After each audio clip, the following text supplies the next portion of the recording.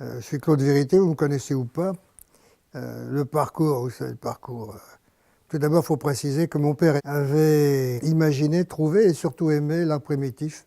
Des tas de circonstances, c'est trop long à expliquer. Mais enfin, il s'est intéressé à ça, avec ma mère d'ailleurs. Et ils ont monté une petite galerie, un petit gourbi, avec un Américain dans les années 25-26. Voilà. Après, ce petit gourbi qui était situé à Montparnasse devenait trop petit et ils ont acheté une maison, un ancien tailleur, boulevard Raspail, au 141, et ils ont appelé ça Galerie Carrefour. J'ai fait des études d'art, je suis diplômé de l'État, ça m'a servi parfois. Et puis, j'ai rencontré ma femme il y a un bon bout de temps. On s'est mariés, on a fait des petits, mais j'ai toujours voulu gagner ma vie moi-même. Autrement dit, on a fait de la décoration, du stand, des tas de voyages. Et puis un jour, mon père prenait un peu d'âge, dirons-nous, et c'était dangereux de le laisser tout seul, sans aide, à la galerie. Cela dit, comme j'étais baigné dans ce milieu africain depuis ma tendre enfance, puisque je suis né à La Ruche, pratiquement, dans le 14e, eh bien, avec ma femme, on a décidé de venir à la galerie. Dans les années 60, 70, pendant ce temps-là, moi, par prudence, je continuais mon travail. Alors j'étais nommé professeur un peu partout, d'architecture, de décoration, et même bizarrement dans l'art des jardins. Et puis petit à petit, je suis allé à la galerie. Dans les années 70, 75, je n'ai rien remonté du tout, mais enfin, on a commencé à mettre un petit peu d'ordre dans tout ce qu'avait pu faire mon vieux père, avec l'aide de ma femme, j'insiste, mais enfin c'est vrai.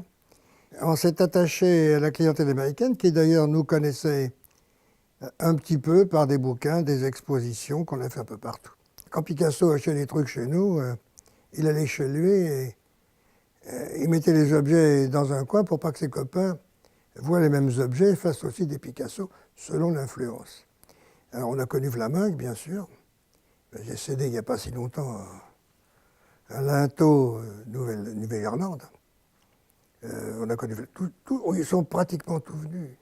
Alors je signale qu'on a travaillé énormément pour des maisons de la culture, pour faire des expositions d'art primitif d'une part, d'archéologie, d'Extrême-Orient, etc., etc. Alors quant à l'art primitif, ben, c'est une chose qui n'est pas facile, on la sent, on ne la ressent pas. Un grand expert, je fais un petit bond en avant, un grand expert vous dira, vous savez, c'est le sentiment qui compte d'abord. Quand on voit un objet, on le sent. Hein. Après, on peut démontrer pourquoi qu'on le sent, pourquoi qu'on ne le sent pas, pourquoi ceci, pourquoi cela. C'est comme dans un bouquin, il y a 3 parties, à l'entrée, le milieu et la conclusion. Eh bien, chose d'expert, puisque j'étais nommé expert national il y a fort longtemps, on ressent ça. Puis après, quand il faut démontrer que quelque chose est bon, on y arrive bien sûr, mais enfin, c'est moins bon que la spontanéité. Hein, quand on aime une femme, on aime une femme. S'il faut dire pourquoi, c'est pas pratique. C'est une histoire d'atomes crochus souvent. Vous savez, à la fin 19e siècle, il y avait des objets africains amenés par des Français et qui étaient vendus des fortunes aux États-Unis pour changer. Les Américains étaient là, à tout point de vue, la première nation au monde. C'était nouveau. C'est aussi l'intérêt de ces pays neufs, c'est d'acquérir des objets qui sont non pas méprisés, mais méconnus par d'autres. Et alors, cette histoire d'avoir des objets, comment ça s'est passé? À notre avis, mon père, qui était né au siècle, avait trouvé les propres objets par un de ses oncles, qui était en Afrique. Et cet oncle a ramené des objets très inégaux entre eux, particulièrement de Côte d'Ivoire, du Soudan français à l'époque, et pas du Sénégal. On a tout de suite vu que les meilleurs objets, quelle que soit leur forme, qu'ils soient abrupts, très polissés, polis, patinés, avaient tous un point commun qu'on ressent immédiatement s'ils ont de l'usage. L'usage animiste, évidemment. La religion africaine pure. Alors, quelle que soit l'origine, il y avait des Dogons, il y avait de la Côte d'Ivoire, il y avait du Congo ex-belge, etc., etc. Eh bien, tous avaient un point commun, c'était tous attachants, très bons et chargés. Alors, la charge d'un objet, ben, ça se ressent. Ce qui est impératif, c'est de le toucher. Il n'y a pas de doute que quand on tripote, quand on touche un objet, qu'on le caresse, même si on ne le regarde pas, cet objet répond. Il faut être assez sensible, peut-être un peu sorcier, même pourquoi pas, enfin l'animisme. Et il paraît que c'est de la sorcellerie. Eh bien, on est tous sorciers. Tous les collectionneurs sont ou fadas ou sorciers, ou les deux. Et je crois que les objets fabuleux, ils sont restés en Afrique. L'Afrique est un pays énorme. Et il y a partout des trucs. Alors là, qui sont à protéger. C'est tous les Bakotas ont été retrouvés vers de grisé et tout. C'était des pièces funéraires dans des grands paniers. Eh bien, ces objets ont dû être enterrés par les Noirs, par les Africains, sous la terre, de façon à les protéger des investigations. Cela étant, eh bien, la terre a commencé à bouffer le cuivre. C'est ce qui fait qu'il y a beaucoup de Bakotas abîmés. C'est parce que les Africains, pour les conserver, les avaient enterrés. On sait tout ça petit à petit. J'ai trouvé ça dans les années 49-50. On les a acquis avec l'assistance d'un musée sur place. On les a ramenés et en même temps, alors on les a sauvés. Parce que toutes ces pièces étaient infestées de termites. Mais je crois à ce que les gens croient. L'objet est inerte. Et la charge, c'est l'individu lui-même qui la met sur l'objet. Et l'objet est réceptif. Donc c'est un va-et-vient. Mais il n'y a pas de doute qu'un objet irradie des sentiments, une certaine puissance. Il y a des choses tout à fait étonnantes. Ne serait-ce que j'ai cédé un Ngil, vous savez, il y a quelques années. Ce Ngil, c'était un objet qui, à mon avis, était chargé de faire la justice. Donc extrêmement, parce que la justice là-bas n'a pas de truc technique, c'est l'application immédiate de la peine. En général, quand on déplaçait un Ngil, c'était pas désamusant. Et souvent, quand le Ngil apparaissait, eh bien, le coupable était dévoilé immédiatement. Il ne tenait pas le coup devant le masque.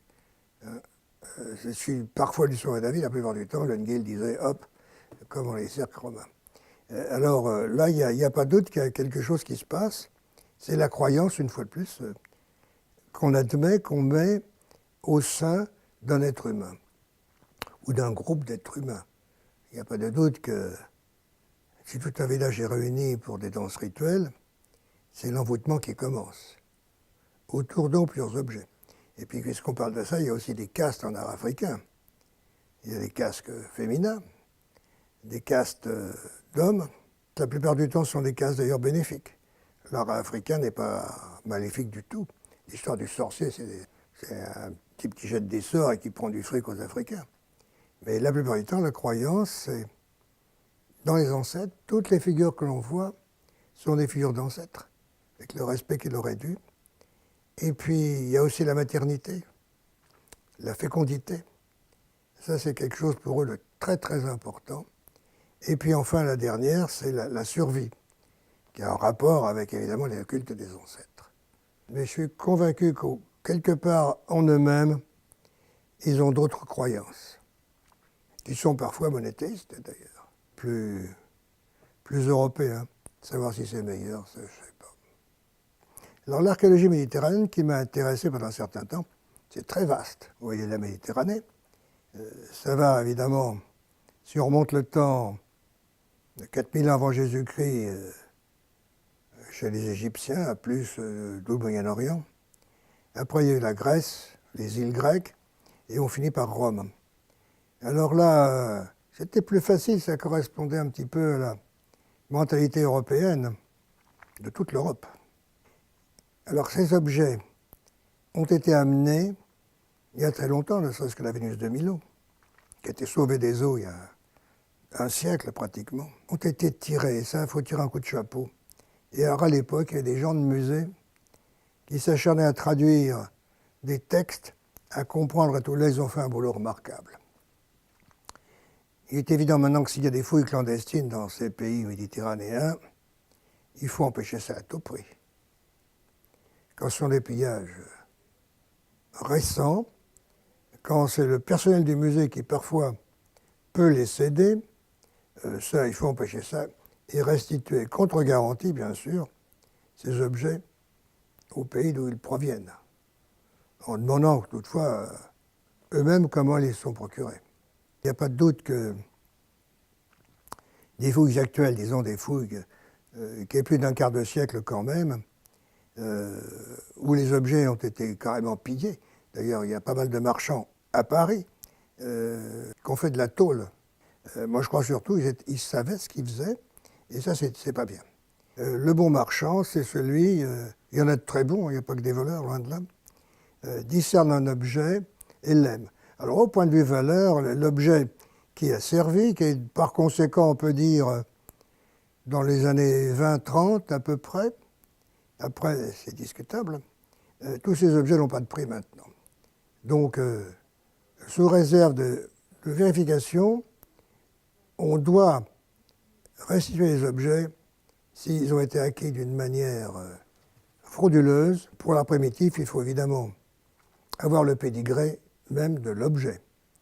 Il y a combien de musées, certains musées de certains pays, qui réclament des objets qui n'ont jamais été chez eux. J'ai une petite anecdote, parce que je travaillais avec des notaires, vu mes rangs et grades, n'est-ce pas? J'étais cité dans une affaire de douane franco-américaine par un objet qui avait été acheté un petit peu en douce par un grand marchand américain. L'objet était petit, mais très très grande qualité. Il a ramené ça aux États-Unis, et il y a eu une plainte de l'État africain un mois après. Les États-Unis, avec beaucoup de chevalerie, ont dit il n'y a pas de problème, monsieur, vous l'avez pillé intentionnellement ou pas, mais enfin, on le restitue. Et le type a dit bon, bah, écoutez, d'accord, on va le restituer sans compensation aucune. L'objet lui a été retiré et il a été restitué au pays.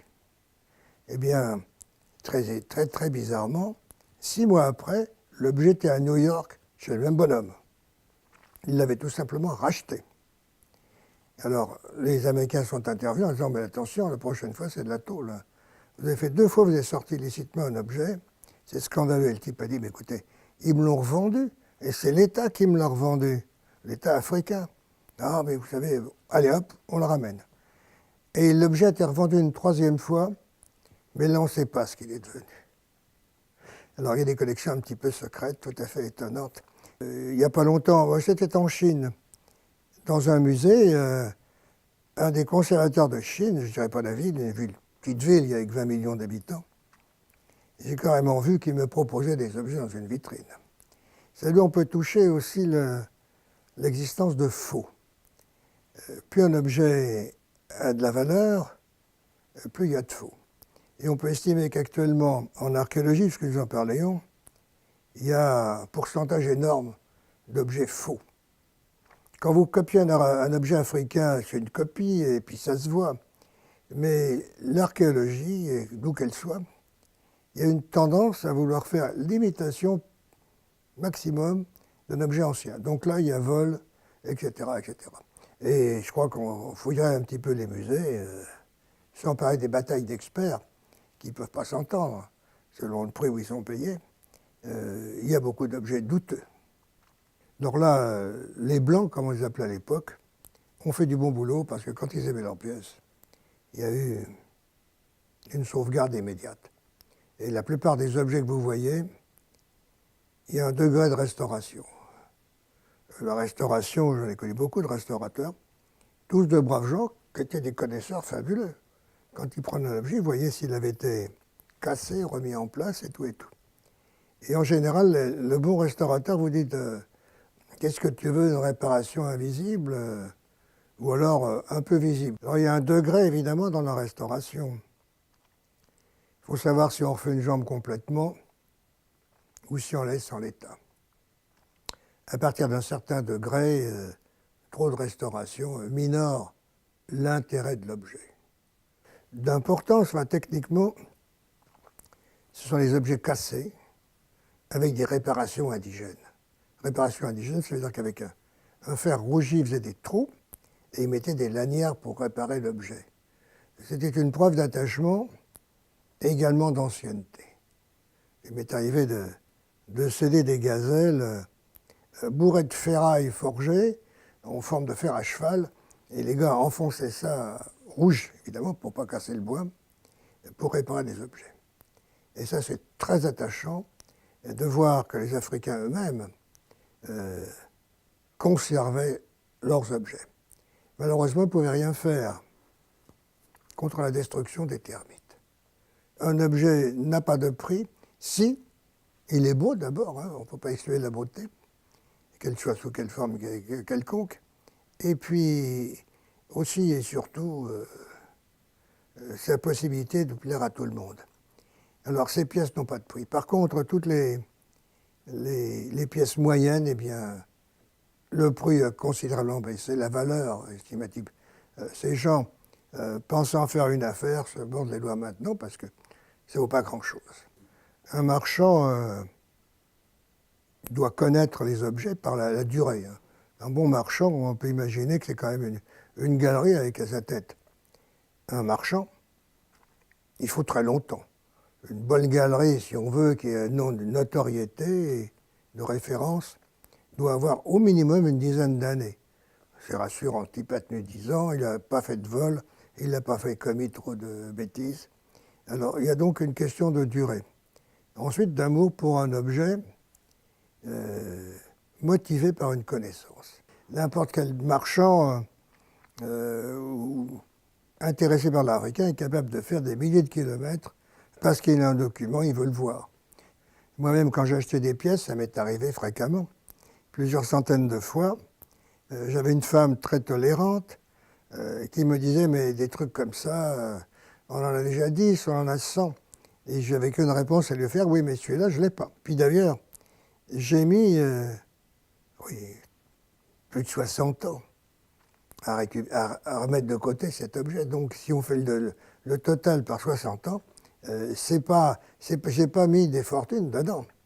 Cela dit, j'ai pu faire des coups, en tout bien tout honneur, en achetant des choses en salle des ventes, voire chez des particuliers, des pièces que j'aimais d'abord, ça c'est le point capital, et puis après qui se sont révélées être des pièces assez fantastiques.